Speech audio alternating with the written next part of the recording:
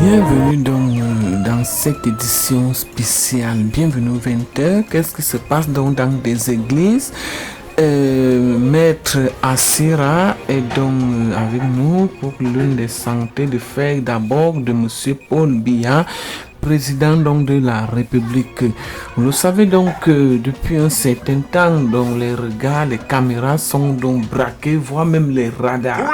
Madame et monsieur, nous sommes donc avec vous. Si vous nous faites donc confiance et si vous allez donc nous soutenir sur cette chaîne donc sociopolitique de l'un des créateurs de contenu. Qui est donc Maître Assira? Il est donc un homme politique, bras droit de Camp Maurice. Qu'est-ce qui va donc se passer? Bienvenue donc sur cette chaîne sociopolitique décryptage, analyse et questions. Bienvenue chers abonnés, nous sommes là pour l'agenda des infos. Bienvenue sur cette chaîne de l'un des créateurs de contenu d'Anony. Chaque jour qu'on dort, qu'on se réveille, il y a donc de nouveaux dossiers. Nous sommes avec vous, madame et monsieur. Rebonsoir à tous et bienvenue pour cette émission. Madame et monsieur, nous commençons.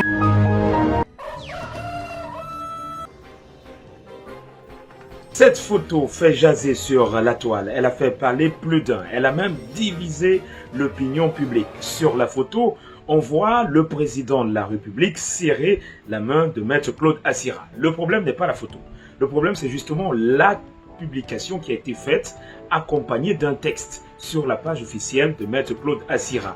Et sur cette publication, justement, tout le monde est venu avec son commentaire pour dire ce qu'il pense de cette sortie de Maître Claude Assira.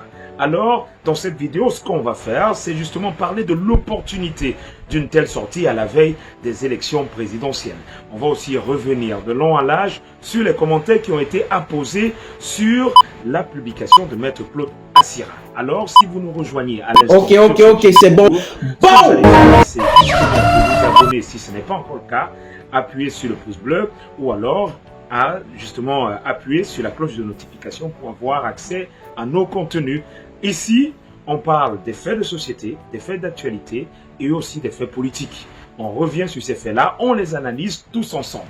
Revenons donc sur la publication de Maître Claude Assira. Il faut rappeler que Maître Claude Assira était l'un des invités du couple présidentiel lors de l'AGAP au Palais de l'Unité le 20 mai. C'était ce mardi. Et là-bas, on sait tous, cet événement où 12 000 Camerounais étaient conviés, un événement à coups de milliards pour le contribuable, même si pour certains, c'est assez discutable qu'on puisse organiser un tel événement dans un pays où des personnes vivent dans l'indigence. Mais on ne va pas revenir dessus parce que j'avais déjà fait une vidéo sur l'événement lui-même, la GAP au Palais de l'Unité. Est-ce qu'on est encore obligé de nos jours à organiser un tel événement dans les conditions et un contexte où on est en quête de moyens, en quête de finances? Mais bon, on passe dessus. Si vous voulez, vous pouvez aller revoir cette vidéo, elle est à l'intérieur. Mais par contre, revenons sur la sortie de Maître Claude Assira, justement sur sa publication. La publication, il écrit, le texte, il est assez clair. La vie républicaine.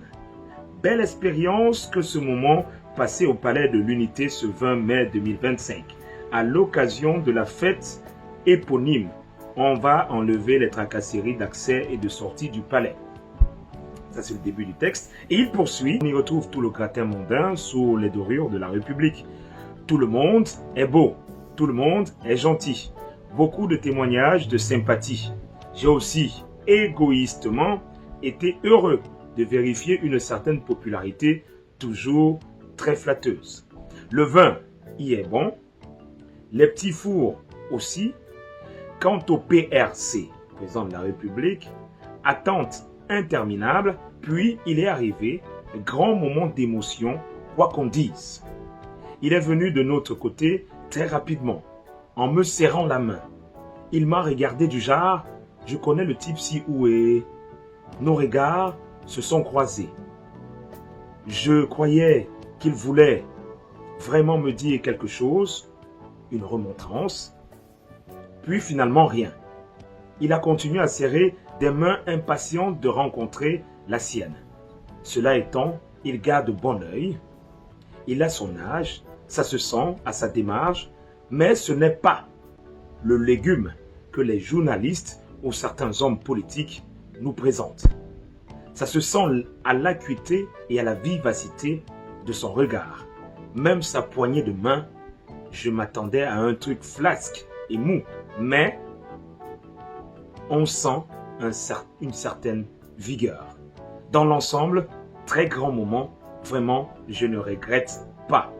Mais, ça c'est la sortie justement de Maître Claude Assira. Une sortie qui a fait parler plus d'un. Une sortie qui a justement eu des réactions où certains n'ont pas été forcément d'accord, ou certains ont été d'accord. On a par exemple ce commentaire de Eric Nyama qui dit « Le père s'y soutenait l'opposition. Il a compris que là-bas, il n'aura rien. Maintenant, il fait soupçon d'apologie à l'homme du 6 novembre. Espérons qu'il y aura une plus-value. C'est une attitude inhérente à la nature humaine. Quand ça ne va pas, on se retourne la veste. Aujourd'hui, je vois le professeur Calvin Oyono critiquer le régime avec beaucoup de virulence, comme si avant tout allait bien. » On a cette sortie de Eric Nyama. On continue justement avec Roland Martial Bouna qui dit « Quel gâchis, un de perdu de plus d'intellectuels à ventriote. Le combat pour le changement. » Emo Cyril, je vous respecte énormément, maître. Mais peut-on enfin débattre sur les thèmes comme la sénescence au Cameroun? C'est quoi un homme du troisième âge? Je vous invite à un débat avec les experts et spécialistes en la matière. Vous comprendrez votre sortie, que votre sortie ne nous aide pas et est vide de sens, cher maître.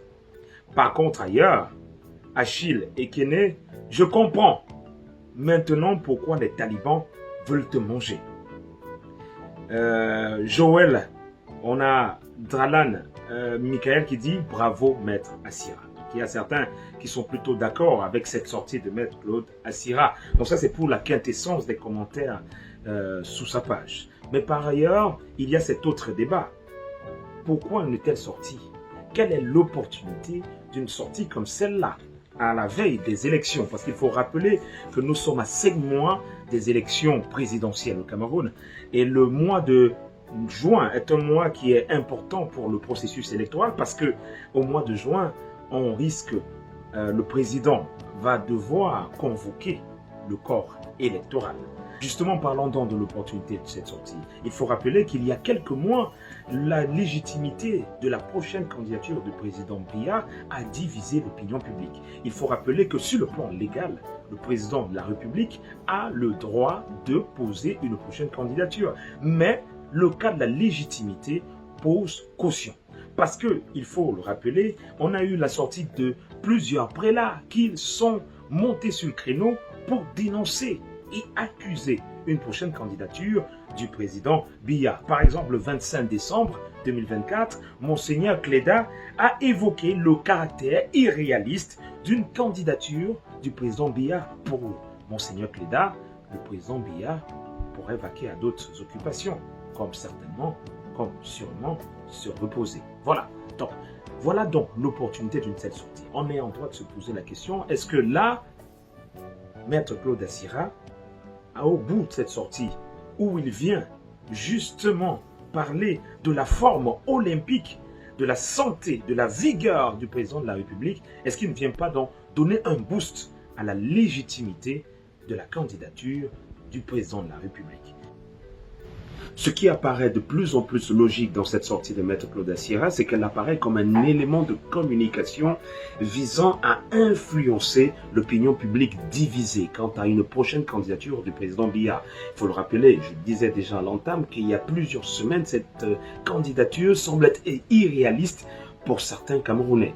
L'opinion publique semble juger cela peu légitime de positionner une candidature du président Biya qui est au pouvoir depuis au moins 43 ans. 43 ans où la situation politique est assez tendue. Voilà, et on peut aussi se poser que est-ce qu'on n'est pas en face d'un positionnement stratégique pour Maître Claude Assira? C'est toutes les questions qui peuvent fuser autour de cette sortie parce que nous sommes à 5 mois des élections présidentielles et après les élections présidentielles, il y a le remaniement et qui parle de remaniement parle de postes de ministériels à pouvoir. Des postes ministériels qui sont aussi des enjeux sur le plan géopolitique, on se positionne dès maintenant. Parce qu'il ne faut pas attendre la réélection du président de la République pour se positionner. On se positionne dès maintenant pour justement avoir naturellement des rendements ou alors quelque chose d'extrêmement rentable lors des remaniements. Donc on est là face à une situation qui est liée à un enjeu géopolitique, un enjeu politique qui peut naturellement positionner les uns et les autres. Et au-delà de cela, cela montre combien l'image du président Paul Biya, au-delà de sa fonction, demeure un levier de communication politique et de positionnement, surtout de positionnement. Parce qu'il faut le dire, une photo, une poignée de main avec le président de la République, ce n'est pas seulement une poignée de main.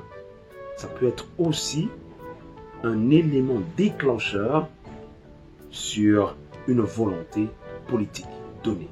Donc c'est aussi ça qui entre en ligne de compte, qu'on doit prendre en compte dans cette sortie de Maître Claude Assira. Donc voilà donc la situation qui est donnée ainsi. Mais au-delà de cela, quand je parlais de positionnement, justement, ce n'est pas anodin. Parce que quand je parlais de positionnement, justement, on a une sortie du ministre Jean de Dieu Momo, une sortie qui a été mise en exergue par le journaliste Zébazé. Et dans cette sortie, il est assez clair, hein, il démontre que la présence même de Maître Claude Assira, où il était, n'est pas une présence anodine. Je vais vous proposer la sortie justement de Jean de Dieu Momo. Il écrit à Benjamin Zébazé, il dit « La politique est compliquée, mon ami Kem Motizon Benjamin Zébazé. Ce n'est pas de l'activisme que nous faisions ensemble, toi et moi. Tu es resté un activiste, mon ami. Sauf que je sois devenu un politicien. » Et il dit après, Mathias Eric Onangini et Assira également. Demande-toi qui a positionné ce dernier à un endroit aussi stratégique pour cette photo. Et tu comprendras l'avenir politique qui se dessine pour lui. Moi-même avait été placé là-bas 7 ans plus tôt. Et c'est très bien qu'il soit... Ok, c'est bon. Il faut savoir qu'il assume comme moi. C'est quand même une bonne recrue pour nous. Et les deux cités par toi suivent un itinéraire qui conduit au plus haut sommet de la carrière politique. Franchement, tu devrais nous féliciter. Et j'ai des raisons de le réjouir de faire des émules. Ça, c'est une sortie de Maître Jean de Dieu Momo, qui est le ministre délégué à la justice, et dit de façon claire qu'il y a 7 ans, lui-même, il avait eu cette position stratégique. Et on sait la suite. Après les élections présidentielles, réélection du président Paul Biya, il y a les remaniements en décembre 2018. Jean de Dieu Momo, justement, il est nommé ministre délégué de la justice. Est-ce qu'on n'est pas en droit de se poser une question? Cette position stratégique de Maître Claude Assira, parce qu'il faut rappeler Mathias Eric Onangini, qui est même de façon claire, fervent, partisan du RDPC. On l'a vu marcher avec le parti au pouvoir, chanter même l'hymne à la gloire du président de la République. Mais regardez où il était positionné, Martial Eric, le professeur Martial Eric Onangini. Il était dans la foule. Il a tendu sa main dans la foule, venant de la foule, pour être salué par le président de la République. Ça veut tout dire. Cette position n'était pas anodine. Le fait qu'il soit là-bas, c'était stratégique. Il fallait justement qu'il y soit, parce que les enjeux sont au-delà de cette poignée de main. Alors, posons-nous donc la question, posons-nous donc les vraies questions. Maître Claude Assira, qui, à travers cette sortie, vient de trancher net avec les allégations des journalistes et des politiques qui présentent le président de la République comme quelqu'un de très fatigué. Maître Claude Assira, justement, il vient là repositionner le président Biya à la veille des élections présidentielles d'octobre 2025. Est-ce que ce n'est pas une sortie stratégique qu'on attend donc pour vous? Est-ce que là, on n'est pas dans une sortie stratégique? Est-ce que Maître Claude Assira n'est pas en train de se positionner clairement? Parce qu'une prochaine réélection du président Paul Biya enclenche directement un remaniement en décembre 2025. Est-ce que là, ce n'est pas la quête à un poste ministériel ou alors à un poste de directeur d'entreprise publique? Parce que le décret chez le président Biya change toute la vie. Et ça change tout. Ça transforme. Alors, abonnez-vous à notre chaîne si vous le rejoignez. Des débats ayant trait à la caution de 50 millions. Non remboursable, s'il vous plaît. Voilà un peu ce que je dirais des tamis. Au SDF, il faut retenir que vous ne pouvez pas être candidat à la candidature à l'élection présidentielle et être incapable de déposer 50 millions non remboursables de caution. Pour dire vrai, au départ j'étais un peu sceptique, mais après j'ai réfléchi, j'ai dit, ma chère, est-ce que vous savez à combien revient une campagne électorale, je veux dire pour la présidentielle? C'est dans les 5 milliards. Dans les 5 milliards. Minimum. Si vous devez faire le tour du pays, y compris le traitement des scrutateurs, tout le matériel, les gadgets, les affiches, il faut payer les régies publicitaires et tout le reste. Moi, je vous dis, vous ne pouvez pas faire croire aux gens que vous êtes incapable de déposer 50 millions non remboursables et être prêt à déposer au moins 3 milliards pour que le parti organise les contributions pour compléter à 5. Donc, l'honorable président Joshua aussi, candidat du SDF pour l'élection présidentielle, n'était pas le seul candidat, mais il est celui qui a rempli toutes les conditions. Et justement, le congrès extraordinaire de mars 2025 a tout simplement plébiscité ta candidature et il fallait voir, il fallait être dans la salle pour comprendre qu'en interne, il n'y a vraiment pas de front. Merci beaucoup, voilà. Maître Achille Ledjo. Avec vous, Serge, au Baker, malgré le malheureux incident de 2018, le PURS revient en 2025 plus armé que jamais. Vous avez tenu votre congrès en avril dernier. Le premier secrétaire, Serge Espoir Matomba, se dit être prêt pour renverser le régime en place en octobre prochain. La question que je vais vous poser, est-ce qu'on doit forcément passer par la tenue d'un congrès pour présenter son candidat comme vous l'avez fait? De toutes les manières, dans la vie des partis politiques, le congrès est un moment important. Quel que soit l'angle par lequel on prend, il nous permet d'avoir un regard rétrospectif, introspectif et qu'on puisse se projeter. Alors, mais on peut décider à chaque parti sa manière de faire, de dire que nous n'avons pas de congrès, nous avons notre candidat et puis de s'avancer. Mais au plus, nous n'avons pas cette manière de faire ni de voir. Donc nous pensons que le congrès il est important parce que nous ne vivons pas en vase clos. Essayez de voir partout comment ça se passe ailleurs. Il y a toujours un congrès. Donc, madame, oui, le congrès est important. Pour vous. Alors, ce qu'on a vu ce jour, c'était une détermination. Le PUR s'est déterminé. Et sur le terrain également, contrairement à ce qui se dit, que votre parti n'intervient qu'à l'approche de la présidentielle, on voit depuis un certain temps le PUR sur le terrain, au contact des populations. Est-ce une stratégie politique? La même question, je vous la pose.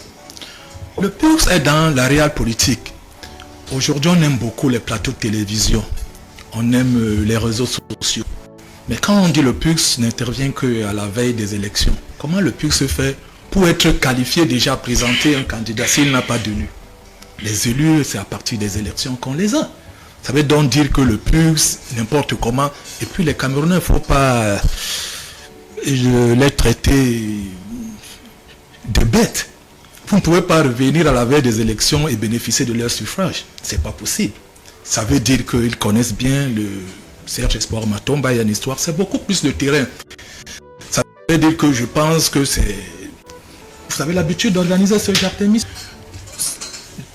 Pendant un temps, nous avons même décidé de ne plus y aller parce que depuis un certain temps, les plateaux de télévision sont devenus des scénographies, je préfère certains simagrées, on traite même déjà des leaders de comédiens. Alors le PUS ne se reconnaît pas en cela. On se dit, travaillons avec le peuple, faisons-lui notre offre, allons leur dire ce que nous pouvons faire ensemble et allons-y aux élections. Bon, maintenant, si, comme vous parlez de certains, si vous êtes asséné un peu au sein de vos syndicats et tout, le PUS revient volontiers sur les plateaux de télévision. Merci beaucoup, Monsieur Oubaker. Le RDPC semble éviter ce rendez-vous. Docteur Edouard Fauchivé, craignez-vous d'un remous interne ou une contestation de la ligne actuelle? On a l'impression que chez vous, ce silence est synonyme d'un parti verrouillé autour d'une seule figure, notamment Monsieur Biya. Et c'est pas tout. Docteur Fauchivé, l'absence de congrès n'est-elle pas le reflet d'un pouvoir personnel? Madame Gouané, pour mieux comprendre un parti, il faut parcourir ses statuts. Vraiment, je n'arrive pas à comprendre pourquoi. D'ailleurs, je partage à haute voix ce que Maître a dit. Vous vous engagez dans un domaine que ceux du RDPC qui ne sont pas d'accord avec ce que nous sommes en train de faire sortent et revendiquent. Donc, moi, je n'arrive pas à comprendre comment le Cameroun, a moins 6 mois d'une élection présidentielle, au lieu de présenter au peuple un projet de société pour le Cameroun, pour permettre aux Camerounais, parce que celui qui sera élu président sera président des Camerounais, les gens ouvrent des portes pour... Et lorsque je dis à haute voix que c'est une opposition de peur, vous comprenez parfaitement. Parce que tout ce que vous venez de dire, c'est ce que les partis portent sur les têtes pour dériver les Camerounais. C'est de la peur, c'est la panique politique. Et c'est pour ça que je parle de la tontine politique et le fondement politique. Donc, personne, aucun parti ne veut se concentrer dans son offre politique, mais se permet plutôt de dire Paul Biya est vieux. Paul Biya n'a pas fait de congrès. Bon, c'est pas possible. C'est un fait, c'est une réalité. Mais c'est une réalité. Pourquoi vous faites comme si c'était une invention des partis de l'opposition ou de la population camerounaise?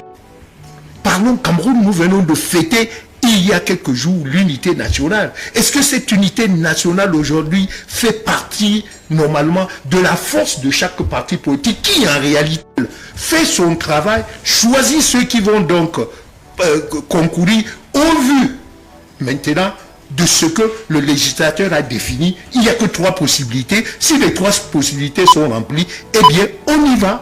Et qu'on cesse de faire la politique. Allez prendre deux maires du SDF là-bas, un député de l'autre côté pour pouvoir dire qu'on a des élus et faire le format politique. Non. Qu'on laisse ceux qui hier étaient des combattants continuer à porter le Cameroun sur leur dos. Alors, lorsque ceci est dit, on parle des enjeux de la gouvernance et de l'avenir politique du Cameroun avec vous, Amagandi. Au-delà des assises, du congrès, il y a la réalité. Qu'est-ce que le PCRN maintenant propose? Madame, vous savez, il y a lieu de rappeler ici, pour ceux qui sont sur ce plateau et à nombreux téléspectateurs, le PCRN a organisé son congrès pour préparer les élections présidentielles. Okay? Et c'est le bureau politique qui a investi le candidat du PCRN. Et si vous comprenez bien, parmi mes copanélistes, vous avez le représentant du RDPC qui n'arrive pas à discerner le vrai du faux. Je m'explique parce que nous sommes en année électorale. Nous, dans l'opposition, nous travaillons. Il a parlé dans un chapelet d'idées, parlant de l'unité nationale, parlant du projet de société, parlant de candidature. Nous sommes, comme je vous ai dit tout à l'heure, nous sommes sur le terrain. Nous travaillons sur le terrain. Depuis 2020, quand nous sommes sortis des élections, depuis 2018 si vous voulez, avec les élections présidentielles de 2018, en 2020 nous étions aux élections locales, nous avons gagné des élus. Après 2020, nous sommes toujours restés constants sur le terrain politique et sur le champ politique, à sensibiliser, à faire notre petit chemin. Concernant la candidature à l'élection présidentielle, peut-être dans l'opposition, peut-être dans d'autres formations politiques, nous, tout ce que nous voulons dire, c'est nous sommes conscients des enjeux. Nous sommes conscients également de l'aspiration que veulent les Camerounais. Les Camerounais sont fatigués de voir pendant 43 ans une seule personne. C'est-à-dire une seule personne qui est là depuis 43 ans. Et vous venez encore en 2025 où nous devrons, les Camerounais devraient écrire donc l'histoire déterminante de leur pays. Et puis les gens ont tendance à dire qu'il faut encore accorder un nouveau septennat au président de la République. J'ai envie de leur répondre, il faut qu'ils arrêtent. Le Cameroun appartient à tous les Camerounais. Et vous dites le projet de société, c'est être vieux, être jeune. Non, la jeunesse, honnêtement, quand vous prenez les statistiques, 75% de la population camerounaise est jeune. Et ces jeunes ont leur mot à dire. Nous ne pouvons pas continuer à accorder plus de sérieux à ceux qui ont détruit ce pays, madame. Et ça dit que seuls les jeunes doivent voter votre candidat. Je suis en train d'arriver. J'ai parlé tout à l'heure du quota, du pourcentage des jeunes sur le plan national. La jeunesse camerounaise représente 75%. Ça, c'est déjà un atout. C'est-à-dire que si nous décidons, si la jeunesse décide vraiment de changer la donne, elle va changer la donne. Maintenant, dire sur ce plateau que la jeunesse n'est pas un programme politique, il faut parler aussi des projets politiques. Nous en avons. Toutes les formations politiques ont des projets de société, madame. Mais à aller indexer les uns et les autres qui doivent prôner une affaire de candidature, aller à gauche, à droite, non, ça ne nous intéresse pas. Ça, c'est la distraction. Quand vous êtes une organisation bien structurée, comme le PCRN, madame, je vous assure, vous n'avez même pas le temps à accorder à ceux qui vont vous faire la distraction. La distraction à ce niveau, je m'explique, c'est que vous avez le RDPC qui a dirigé le Cameroun pendant 43 ans. Et quand vous voyez, vous posez le diagnostic de l'état du Cameroun actuellement, où nous en sommes, madame, le bilan est peu élogieux. Et je dirais même catastrophique. Pourquoi? Parce que même au sein de l'opposition, quand vous voyez comment les partis d'opposition se déploient, c'est avec beaucoup de difficultés. Alors, on va revenir un peu dans vos propos. Vous dites que depuis 43 ans, le RDPC gère son partage. Le Cameroun, c'est un fait, c'est une réalité. Mais en 2004, M. Biya n'avait pas 30 ans, ni 50 ans. On a toujours parlé de son âge. On a demandé aux Camerounais de faire le bon choix. Ils ont voté M. Biya en 2004. En 2011, on revient avec le même discours. Rien n'a changé. M. Biya reste au pouvoir. En 2025, il revient. Est-ce que vous avez l'impression que les Camerounais ne savent pas ce qu'ils veulent, puisque c'est eux qui décident? S'ils décident encore en 2025 de faire de M. Biya le gagnant, s'ils décident de donner un 8e mandat à M. Biya, qu'est-ce qu'on fait? On conteste? Madame, ce que vous venez de dire, ça me fait un peu rigoler. Mais c'est la réalité. Ça, c'est votre point de vue.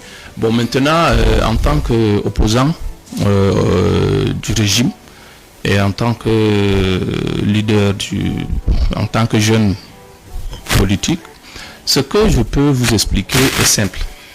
Vous ne pouvez pas toujours accorder à un seul individu toutes les faveurs. Qui? Aujourd'hui, le peuple camerounais se sent trahi. Par qui? Par le président de la République. Je vous explique. À chaque fois quand il a sollicité le suffrage du peuple camerounais, vous venez de dire, c'est le peuple qui l'a choisi. Et nous savons bien que c'est la voie démocratique. Maintenant, est-ce